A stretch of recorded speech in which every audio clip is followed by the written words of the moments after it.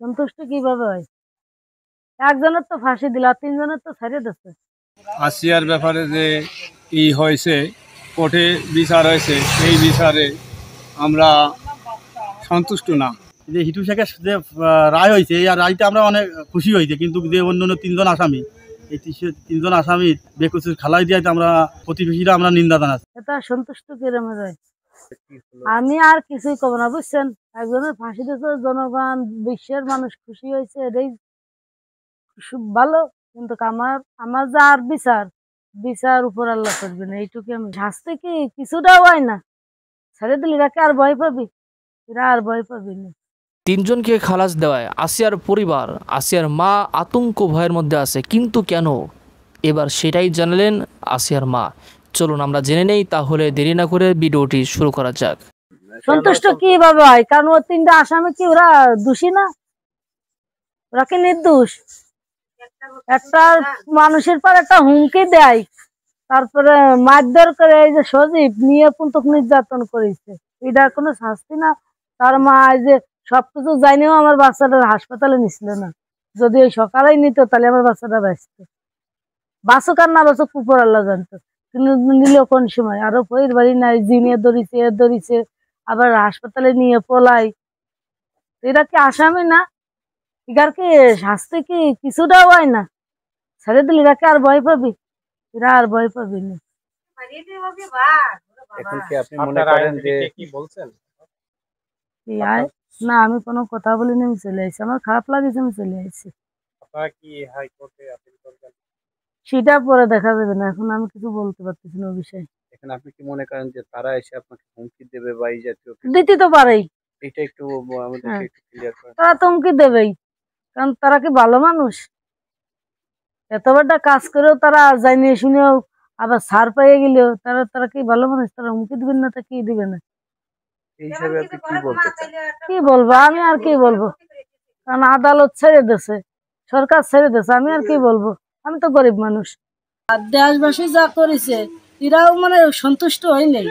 কারণ যদি ওই তিনটা আসামি যদি ছাড়া পেয়ে গেল, তো এরা তো আরো ধরেন, আমি তো ভয়ের ভিতর আছি, একটা আতঙ্কের ভিতর আছি যে আমার হামিদারে আবার স্কুলে যায়, কোন সময় কি করে আমার বাড়িও তো হামলা দিতে পারে। এই কারণে আমি বেশি করে ভয়ের ভিতর আছি। আসিয়ার ব্যাপারে যে হয়েছে, কোর্টে বিচার হয়েছে, সেই বিচারে আমরা সন্তুষ্ট না। আমরা দ্রুত ওই তিনজন খালাস পাইছে, এই তিনজনের বিচার হলে পরে আমরা সন্তুষ্ট হতাম ভাই। যে হিটু শেখের যে রায় হয়েছে, এই রায়টা আমরা অনেক খুশি হয়েছে, কিন্তু যে অন্য তিনজন আসামি, এই তিনজন আসামির বেকসুর খালাই দিয়ে আমরা প্রতিবেশীরা আমরা নিন্দা জানাচ্ছি। মানে 2, 4, 5, 10 মিনিটের ঘটনা না, এটা একটা মধ্যরাত থেকে শুরু করে পরের দিন 10টা 11টা পর্যন্ত ঘটনা। এই ঘটনা যারা ধামাচাপা দিতে চেয়েছে পরিবারের লোক, তাদেরকে কেন খালাস দেওয়া হলো, এই জিনিসটা জনগণের মাঝে প্রশ্ন রয়ে গেছে। প্রশাসন এবং সরকার সেভ করে দিল, এটা জনগণের মনে প্রশ্ন রয়ে গেছে। আমরা এইটার একটা জবাবদিহিতা চাই, এবং আসিয়ার রায়ের মধ্য দিয়ে সারা বাংলাদেশে একটা দৃষ্টান্ত হয়েছে যে শিশু ধর্ষণ এবং হত্যা, এদের বিচার, এদের উপরে নির্যাতন নিপীড়ন করলে বাংলাদেশে বিচার হয়। 17/5/2025 তারিখ আসিয়া ধর্ষণ ও হত্যা মামলা রায়ের জন্য দিন ধার্য ছিল। সকাল 9:30 ঘটিকায় বিজ্ঞ নারী ও শিশু নির্যাতন দমন ট্রাইব্যুনাল অত্র মামলার রায় ঘোষণা করেছেন।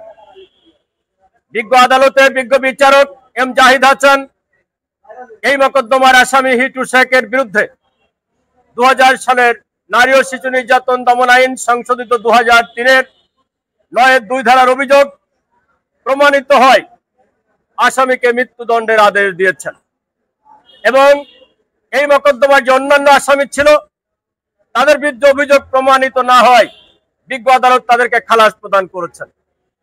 আমরা রাষ্ট্রপক্ষ রায়ের কপি হাতে পেয়ে আমরা পর্যালোচনা করে খালাসকৃত আসামিদের বিরুদ্ধে কি ব্যবস্থা নেওয়া হবে সেটি আমরা গ্রহণ করব, এবং প্রয়োজনে যাদেরকে খালাস দিয়েছেন তাদের বিরুদ্ধে আমরা উচ্চ আদালতে আপিল করব। আপনাদের সকলকে ধন্যবাদ। এবং হিটু শেখকে মৃত্যুদণ্ডের পাশাপাশি তাকে 1 লক্ষ টাকা অর্থদণ্ডে দণ্ডিত করার আদেশ দিয়েছে। আর আদালত কি মন্তব্যে কিছু বলছে কিনা এই ঘটনার বিষয়ে? বিজ্ঞ আদালত বলেছেন, আইনের কোড অনুযায়ী যতক্ষণ পর্যন্ত মৃত্যু না নিশ্চিত না হবে ততক্ষণ পর্যন্ত হিটু শেখকে ফাঁসির দড়িতে ঝুলিয়ে রাখার কথা বলেছেন। আসামি পক্ষ কতদিনের মধ্যে আপিল করতে পারেন বা আপনারা আপিল করতে পারেন? আমরা আসামির পক্ষ আমরা রায় পর্যালোচনা করার পরে আমরা রাষ্ট্রপক্ষ সিদ্ধান্ত নিব যে আমরা কি করব। কোনো টাইম লিমিট আছে? কতদিন লিমিট তো অবশ্যই আছে। বিজ্ঞ উচ্চ আদালতে নারী নির্যাতন দমন আইন সংশোধিত হয়েছে। আমরা সংশোধিত ধারা অনুযায়ী মন্তব্য করতে পারছি না। এমনি যে কোনো উচ্চ আদালতে আদেশের ব্যাপারে 7 দিনের একটি দিন ধার্য থাকে। 7 দিনের ভিতর উচ্চ আদালতে যেতে হয়। এক্ষেত্রে তার ব্যতিক্রম অবশ্যই, কারণ নতুন আইনটা আমি না দেখে আপনাদেরকে আমি মন্তব্য করতে পারছি না বলে দুঃখ প্রকাশ করছি। সে কি উচ্চ আদালতে ইয়া করতে পারবে কিনা? হ্যাঁ, উচ্চ আদালত অবশ্যই আপিল করতে পারবে। যারা দেশ এবং দেশের বাইরে থেকে যারা ভিডিওটি দেখছেন তাদেরকে অসংখ্য ধন্যবাদ। গত 17 মে শনিবার আসিয়ার দর্শক হিটু শেখের রায় কিন্তু দিয়েছে আদালত। 4 জন আসামির মধ্যে প্রধান আসামি হিটু শেখকে মৃত্যুদণ্ড দিয়েছে আর বাকি 3 জনকে খালাস দিয়েছে।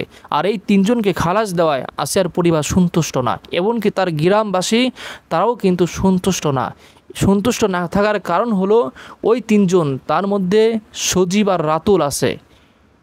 আসিয়ার পরিবারের ধারণা ওই 2 জন তার পরিবারের উপর কোনো না কোনো কিছু করতে পারে। ওই কারণে আসিয়ার মা কিন্তু ভয় এবং আতঙ্কের মধ্যে আছে। ওই ঘটনার সময় তারাও কিন্তু জড়িত ছিল, এই 3 জনও কিন্তু ওই ঘটনায় জড়িত ছিল। তাদেরকে সামান্য শাস্তি হলেও দেওয়ার প্রয়োজন ছিল, সামান্য শাস্তি হলেও দেওয়ার দরকার কিন্তু ছিল।